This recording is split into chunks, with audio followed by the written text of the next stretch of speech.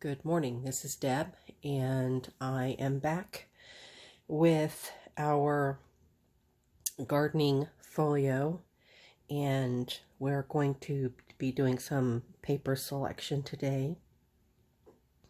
I meant to do this earlier in the week, but I've been under the weather, and so I feel like it's important that my brain works when I'm trying to explain all these things to you. If for some reason it doesn't make sense, please let me know, and I'll do my best to answer any questions or explain it further or whatever. I know this is kind of a complicated project. So anyway, this is where I'm at so far with my folio. I've got everything glued together. As you can see, I put an elastic cord on mine, so it would just slip on and off. I've got the policy closures and put on. Open it up. My flaps and pockets are all, and envelopes are all sewn on. Oh, I did do the map of my garden. I did it a little different. I am inspiration driven, and so I was inspired. I had actually drawn all this out onto this paper, this kind of grid paper, and thought, you know what, it'd be kind of cute if it were a little more colorful than that. And so this is how I did it. And because my garden does not look like this. In fact, I don't even have a garden. So it's all made up anyway. And then here are pockets over here. And then the back side with the ephemera holder. I need to, now once this is on, obviously the ephemera holder will be closed. But I may still need to do something else here to keep that closed while you've got your book open. I mean, obviously I will. I just haven't decided what that's going to be yet. So, anyway, let's move on to the papers. What I wanted to tell you too is the papers that you select. Now, before, when we did our sewing journal, we had no restrictions when it came to the size of our pages, because it was, you know, we could go out past the edge of the journal. This one is not like that. You are restricted because this is, you know, the book is only this big. And so when you put your pages together, you need to make sure that they are no taller than this and that they are no wider than this. So an 8.5 by 11 piece of paper is going to be about right to use as your signature. Now, that doesn't mean that you can't take a bigger piece of paper, and I've got one to show you, and fold it to fit in this area. And that's one of the things that I'm going to show you today. So these are the papers that I have selected. You can see that there are a variety of different things. This is one of my patterns, one of my old patterns from back in the day when I did patterns. This is a columnar page. A piece of kids' writing paper. This came out of one of those adult coloring books. These are 8.5 by 11 piece of paper that match. They're digis that match with the way I covered my folio. Some order forms. Now you need to decide whether or not you want to be able to write in your book, or if it's going to strictly be a glue book. So in other words, you would be gluing pictures and information in there and would not be doing any writing. So that's how you want to select your pages. So I have selected mine to be a combination of the two. So for example, on this page, you could write on this side and you could glue on this side. Same for the back. You know, you could glue a piece of, well, I don't have one right here, but you could actually cut out a piece of like columnar page or whatever and glue it onto there. You know, whatever it is that your creativity tells you. So these are math sheets. This is a big bag. It's like cellophane, not cellophane. You know what I'm saying? Wax paper. Big wax paper bag. And so let's get started on folding them. So basically what you're going to do is, now I happen to know that these are 8.5 by 11. So these you're going to fold in half. Like this, just like I did here. And, well, it looks like that's a little bigger. So you want to make sure then, if this is the size that you have, you're going to trim this off, because it can't be any longer.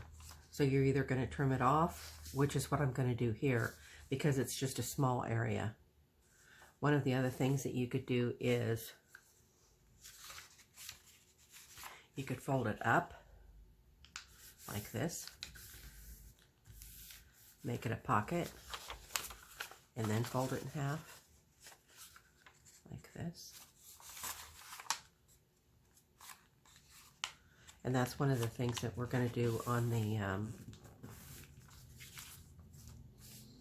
this page right here. I'll show you. So this page is obviously too big. It's too tall. So you can fold it up. So this is what's on the other side. So you can fold it up into a pocket. Like this.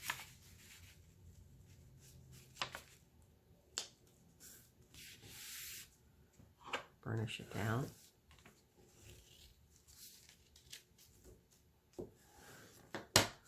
You could use book page.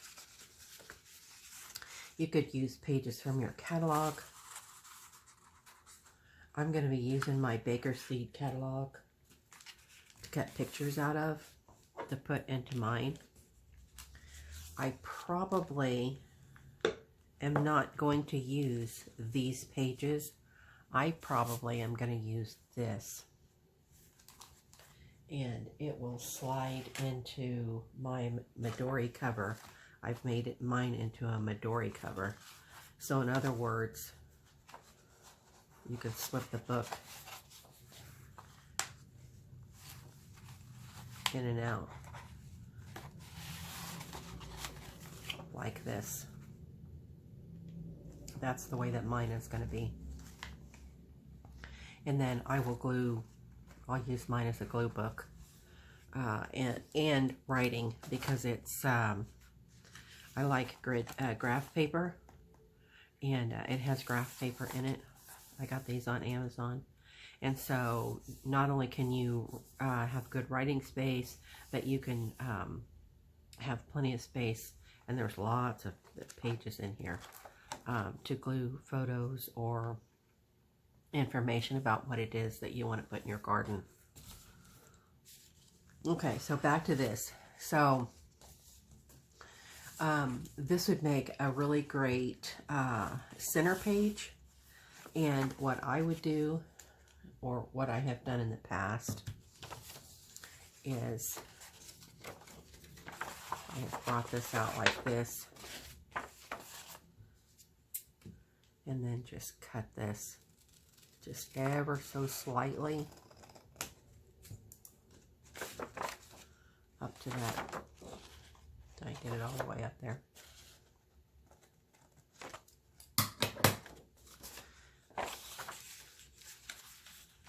And then that way you've got 2 pockets. It'll be sewn into your signature like this. And then you've got two pages and then 2 pockets. And you can glue these pockets down, or you could have them flip over to where you could continue to color. You know, there's plenty of writing space here. So that's an idea for that. Same thing for all of these. I think that these are pretty much, yeah, these will fit. We'll take our tester here. I can already tell. Okay. So that's what you're going to do. You're going to make all your paper selections. You're going to fold them so that they fit. Now see how it looks. This one is going to be too tall. So I would just trim this off. And you could trim it off. I kind of like to keep that green line on there. So I will trim it off on this side of that green line and then trim some of this white off up here. Just because that green line's cute. And then I've got some kids paper, some Colin paper. I like this Colin paper because it's green. And for a garden, what is better? And, you know, it's got plenty of writing space, or you can glue as well. This is going to be my signature, or my center page, so that you see the whole, thing, the whole image. And you could color it. I have these, I'm pretty sure that this pattern is in the Primitive Facebook group in the files. I pretty much put all my patterns in there. I think it's called Betsy Bluebird. So I used to design different patterns, and nobody ever bought them, so I finally stopped. Okay, so you're going to get all of your pages folded. If you use something like this, so now you've got a pocket here. You could open it up, you know, just trim it off a little, very slightly here, and have a top loading, or you could have a side loading here. I can get everything picked up. You're going to make sure that all of your pages are right side up. Put them all together how you like them. Combination of some colored pages.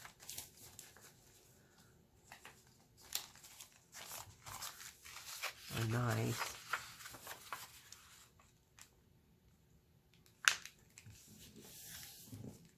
Let's see if this works. We're cutting it close here, girls. Ladies and gentlemen.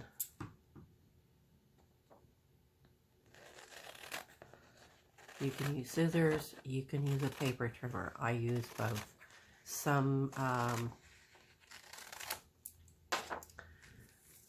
folks don't use paper trimmers. I do. I'm still pretty much, you know, even after all those years of doing primitive quilts, and I tried my best to get out of the 1/4 inch, you know, squared up blocks. I tried really hard, but I had made quilts for so many years. It is hard to get out of that habit.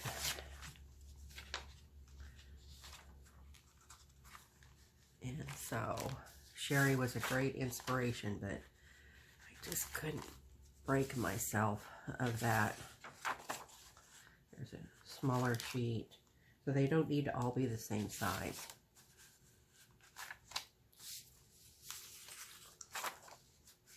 Let's put this on the inside someplace. We'll put this guy here. This is back in the homeschool days.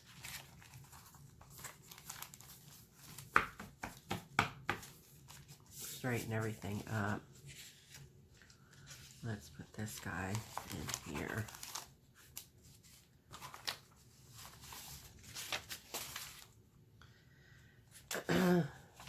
Yasi had asked how many pages. I mean, the number of pages is entirely up to you. Just like I have said before, the more pages that you have, the more pages that you have to decorate. And that's a good thing. And it can also be a bad thing, because there are times you get to the point you're like, oh my gosh, I still have this pocket to fill, or, you know, so you want to be to the point where you, you don't want to overwhelm yourself. This one like this.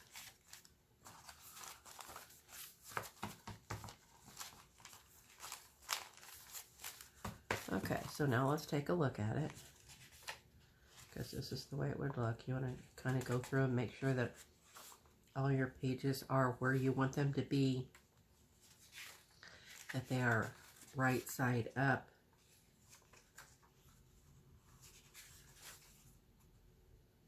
And all of that good stuff.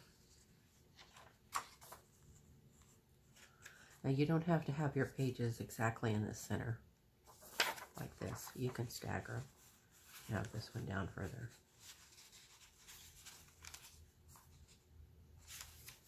And you could have this one up further. Kind of mix things up a little bit.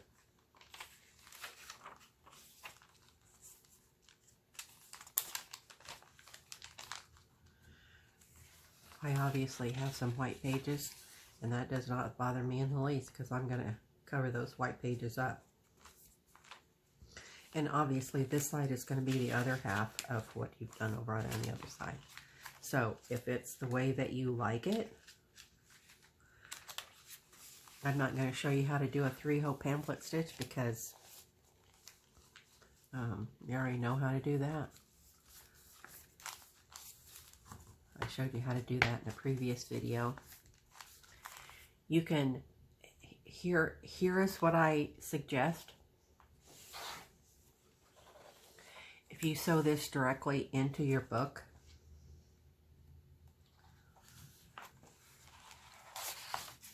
it is going to be awkward. If you use a 3-hole pamphlet stitch to sew this into directly into your folio, let me say that, your folio, it is going to be kind of awkward, you know, trying to get the pages and all this. Make sure that you fasten all your pages down well so that they're not flipping and flopping around as you're sewing this into your spine. You could go ahead and do a Midori style like this. Prepare your pages with a 3-hole pamphlet stitch, or you could sew it with a sewing machine, and then you've got one that you can slip in and out like this. So there are options.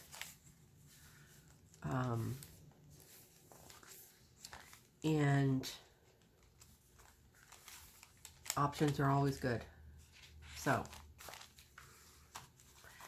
I think that is everything that I wanted to tell you and show you. If you need me to go over the pamphlet stitch with you again, I mean, really, there's no need. Just go back to that video and rewatch that. No need to reinvent the wheel. And, you know, there are other videos out there that certainly show you how to do a 3-hole pamphlet stitch.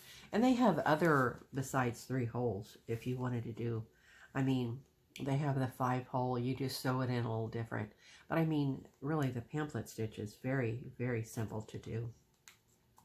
Especially for those of you, you know, like me who have done quilting and sewing and certainly not that hard to do. So anyway, if I were to use these kind of pages, mine, when you open mine up, it would look like this.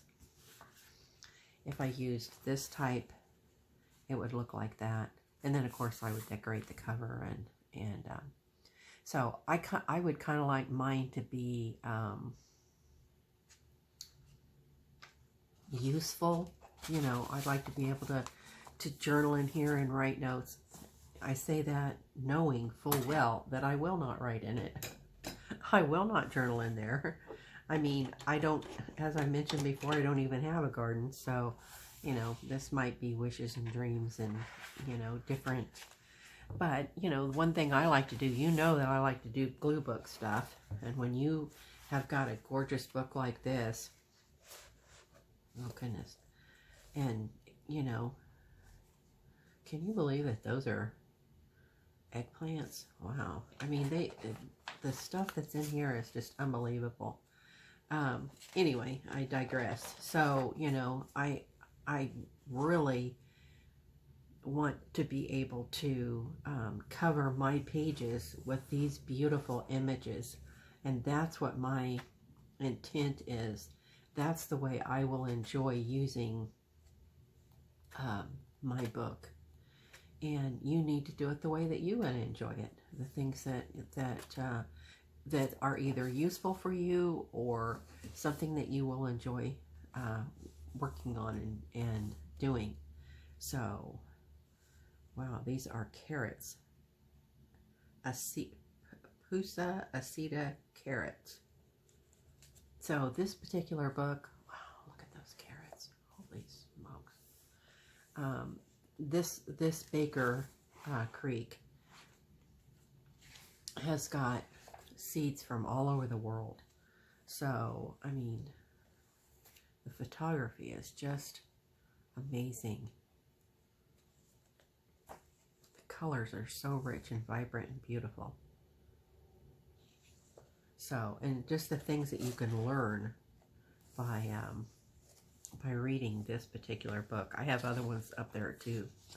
But anyway, I digress. So that's the plan that I have for mine. The next time that we get together, we will start decorating our pages.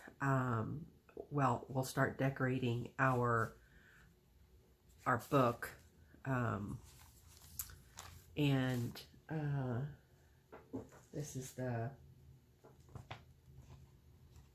digis, remember, that I had showed you before, that I bought, and I'll be using to go inside excuse me, of my book. And so that's going to be our next project. I don't know if you are interested in watching me decorate my pages, or, you know, I mean, that's kind of a process video. And I mean, obviously you wouldn't see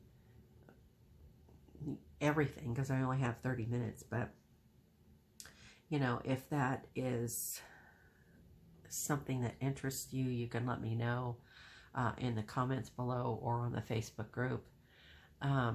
But really, I mean, we all have our own style. Now, I will probably be making some ephemera. And so then I would show you that. But, you know, we all have our own style. And really, do you really care how I'm going to decorate mine? So, probably not. I mean, that's my thinking anyway. So, Alexa, stop. So, anyway, so that's my 25-minute alarm, and continue on with pulling your papers, putting your signature together, making the determination whether or not you want it to be Midori. One of the things I wanted to show you too was, remember I had told you before that I had placed my holes too close to the inside, thinking that it was going to be a more sturdy hold, and I didn't like that. Actually, it has worked out very well, because as you can see, I've used both of those holes to, or all four of them, to string that through, and then on the back side it looks like that. It doesn't have one big long string across there. So, and I happen to like that. I think that looks really great. And so that was a happy accident. That's the way happy accidents happen. And so anyway, make the decision on whether or not you're going to sew yours in, and or have Midori style. If you decided that you wanted to have it Midori like this, all you have to do is reinforce your holes. You do not have to have eyelets like this. Just use reinforcement. I mean, you've already reinforced it because there's fabric. I've got paper on this side and fabric on the other side. So really, you know, you have already reinforced your holes. You know, if you wanted to reinforce it further, yeah, I mean, it's going to hold. So you don't have to have eyelets. The eyelets are strictly decorative. So, or if you had more of these, you could use another one of these. Well, that'd be kind of hard now because you got pockets on there. So, but anyway, just a thought. So experiment, and whatever you come up with, you know what? Share that. Let's see what kind of creativity you guys come up with. And I know you're really good about that. And I appreciate seeing all the folios and all the projects that you guys work on. So, all right, well, I need to go before my time cuts off. So I'll see y'all later. Bye.